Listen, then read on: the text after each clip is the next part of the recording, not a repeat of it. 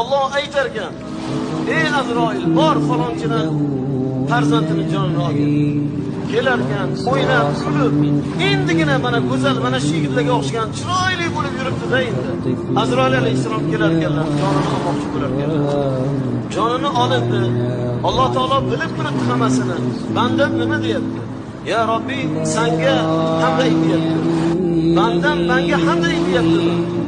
Uni gulzordagi gulini, pishgan mevasini, ko'zini qorachig'ini, qalbini mehrobini yulib olsam-a, u menga hamda aytyapti, hamda aytyapti. Alloh senga shukr aytyapti. O'zing berding, o'zing olding deb rozilar.